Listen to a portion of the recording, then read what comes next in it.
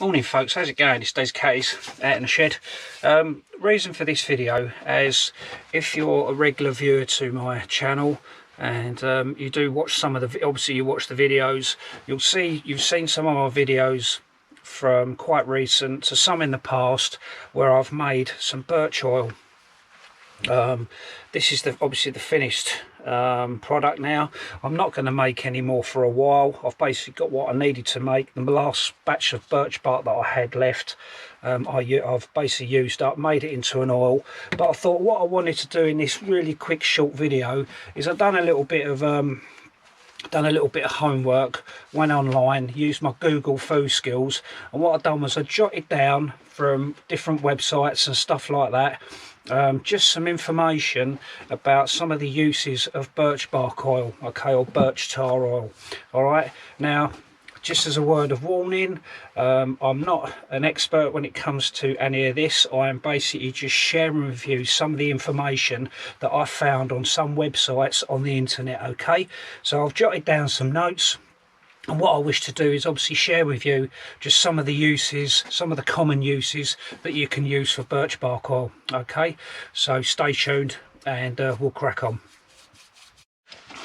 So as I say, you know, this is just to say that you know, I'm not an expert when it comes to any of this. All right, I have used it on certain applications, but medicinally I haven't actually had an opportunity yet to use it to see how it performs, okay? So as I say, I did my own Google food skills. If you wish to go and do your own Google food skills when you actually make your own birch tar oil, or some stuff that you've actually used that you want to share with me, share with the rest of the people on the to the viewers, that would be great, okay?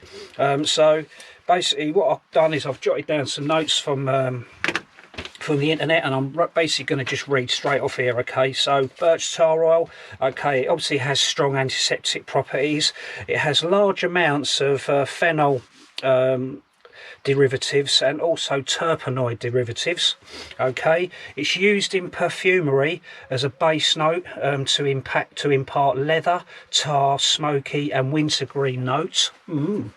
And also it's used as an ingredient in soap, notably being the scent in imperial leather, apparently.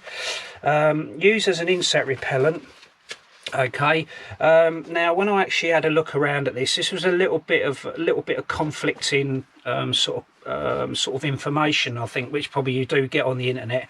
And to use it, I think, directly as the birch oil as it is straight out of the pot and then rubbing it on your skin, some people are saying it works and some people saying it don't work. Again, it might be just the physical makeup of that individual, but some people are also saying that you should mix it with a carrier oil. You know, you can buy carrier oils from some health shops, or you can even just use olive oil. I think this is the road that I'm going to go down. I'm actually going to make myself up some insect repellent and obviously mix it up with some carrier oil, i.e. I'll probably use some olive oil and see how that comes out. Obviously it's very flammable. It's some people use it in lamps, even though it is quite a smoky, you know, it obviously gives off quite a lot of smoke. Used on leather and wood if it's mixed with tallow. Now you may have seen a couple of my videos in the past where I've actually used it, rubbing it onto leather sheaths or into wood and stuff like that. Another process of doing it is maybe just to heat the wood up slightly, just to open the grain up ever so slightly, and then to rub it in. And again, it gives it that sort of protection.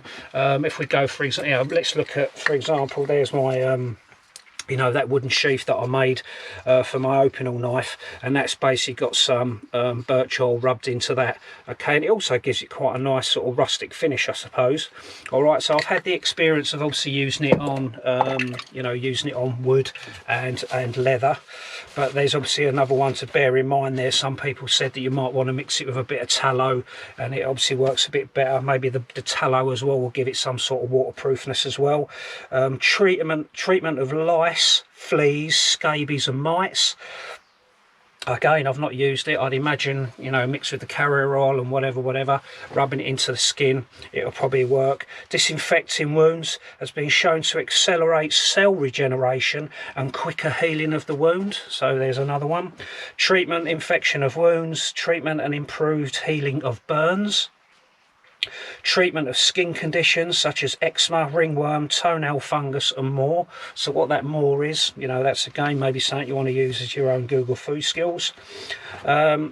Used to create soap, and it also, the final one, it has keratoplastic properties, which works by causing the skin to shed dead cells from its top layer and slows down the growth of skin cells. This effect decreases scaling and flaking due to skin conditions such as psoriasis or seborrheic dermatitis. All right, now that's just some information that I've gathered from, as I say, as I've repeated a couple of times, from the internet. Also, apparently Otzi, the Iceman, was found with some of this on his person, in his possibles bag or whatever, you know, whatever, but it was found on his person as well. All right, so there you go. All right, so that's, you know, as I say, I've got a nice decent pot of birch bark tar oil there. Okay, I am going to do a little bit more of experimenting myself, and I'll I'll share some of my findings with you as we're now coming into almost spring, and then eventually summer when all the mosquitoes are out and everything else. It'd be a nice acid test by then to be able to sort of test it out, rubbing it on your skin.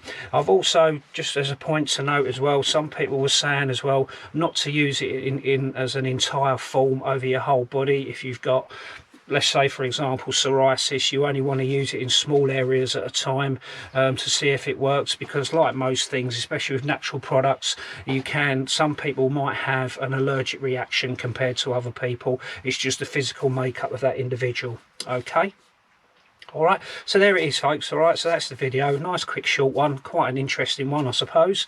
All right, so please leave your comments. Please don't forget to subscribe to the channel, share the videos, okay, and I appreciate your emails that people are sending me, and also the feedback I'm getting on the positive notes I'm getting on the channel. So let's keep driving it forward. All right, so take care, folks, stay safe, and I'll see you on the next video. Take care.